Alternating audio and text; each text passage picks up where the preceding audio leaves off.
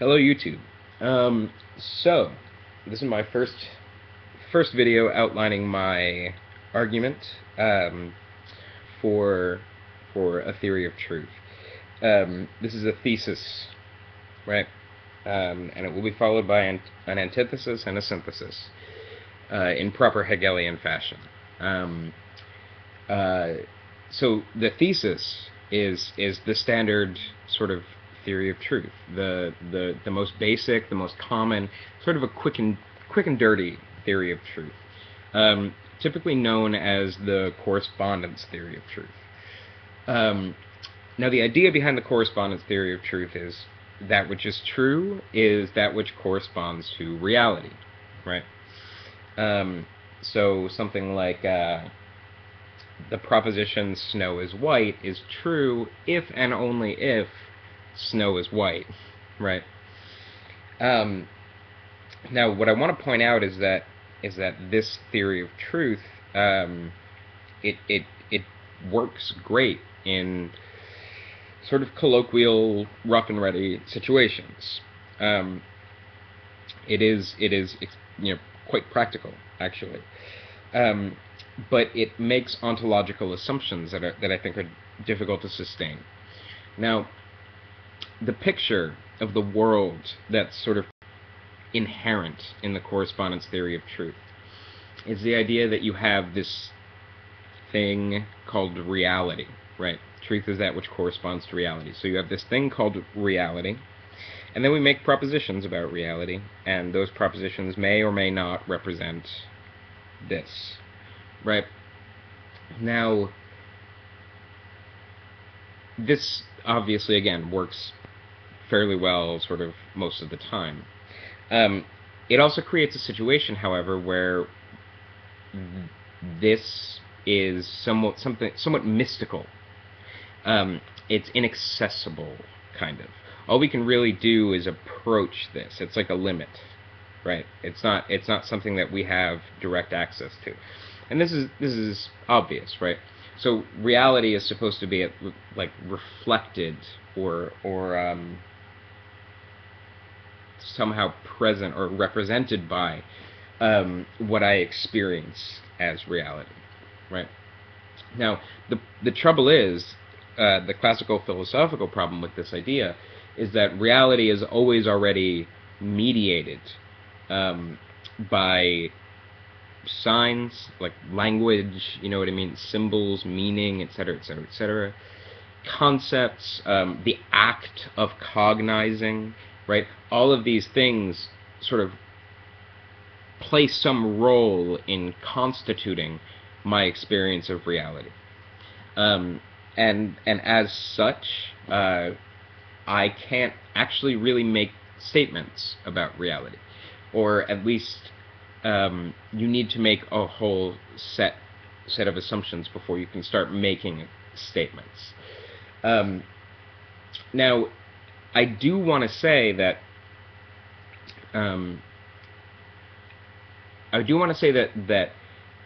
there are, like, this becomes a problem, right?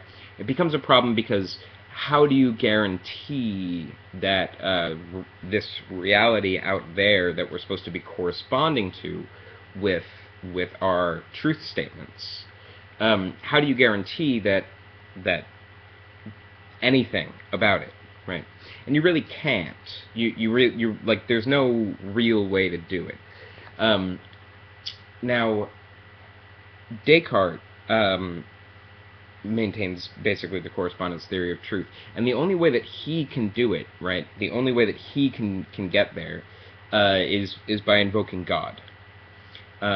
You need God to guarantee that these appearances are representative of, of things as they are, if you like. You need something like that to do it. Now, if not God, then you probably do need something like God to do it, or something that serves the same function of God. So I feel like if you want to be an atheist and to hold a really strong correspondence theory of truth, you're playing a kind of Indiana Jones game with the idol and the bag of sand, right? this seems to me to be the problem with, let's say, secularizing the correspondence theory of truth. Now, I don't want to necessarily make that claim too strongly, right? But the issue that's really present here is that without some notion of God, without this very Cartesian argument, the correspondence theory of truth can't get off the ground. You have no access to this reality. You can't somehow step outside of your language and your culture and your concepts and your biases and everything that you are. You can't step outside of yourself somehow to sort of verify that your proposition corresponds to it, right? So these are the limitations, and I think that this problem, obviously has a few solutions in the history of philosophy, but I think all of them are really ugly. Thunderfoot, for instance, gives his basal assumptions: the universe is real, that we can learn something about it, and that models of utility are better than models that aren't. Right? I think that those are the three basal assumptions that he advances. Bertrand Russell just basically says that the universe out there is a brute fact. These are really ugly assumptions to get around the fact that any strong correspondence theory really isn't self-bootstrapping. It can't get itself off the ground. So I do think that there is something proto-theistic about the correspondence theory of truth. Now, the other reason why I think it's sort of proto-theistic, it's not actually theistic, but the idea is that we all, as individuals, have differing sort of perspectives on the world. And out there, however, in reality, there is some final perspective, right? So there is something like a potential God's eye view of the world, right? Like that idea that there could be something like a final truth or a final reality, right? But that we're just sort of incapable at getting at that, right? This for me is I think proto-theistic. I don't think it's fully theistic. I think that you can absolutely be an atheist and accept this version, this account of truth.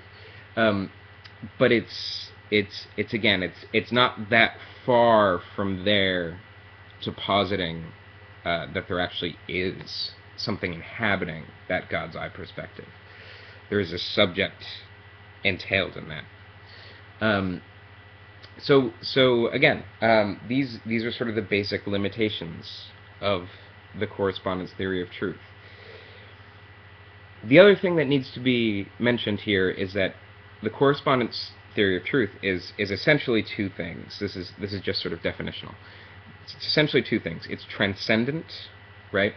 In that it's a theory of truth that attempts to point at something that transcends our subjectivity, right? So it's a transcendent theory of truth. Second of all it's essentially metaphysical. I'd say it's sort of naively metaphysical.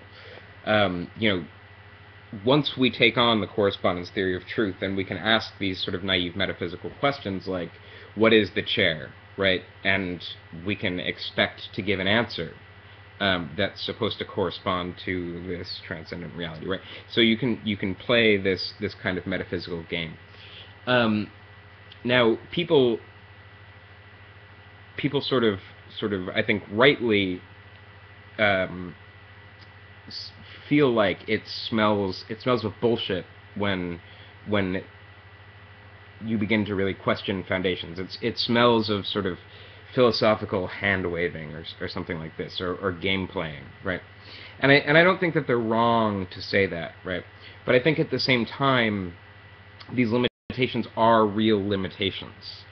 And so what we need is something stronger, something more substantive, and something more agile, and something more sort of coherent with our experience of the world. Even as practical as the correspondence theory might be in sort of day-to-day communication, I think we need an overarching theory that's more that coheres better with our experience. So yeah, that might have been a little rambly, but that is part one of a three-part exposition of a theory of truth. Have a good night.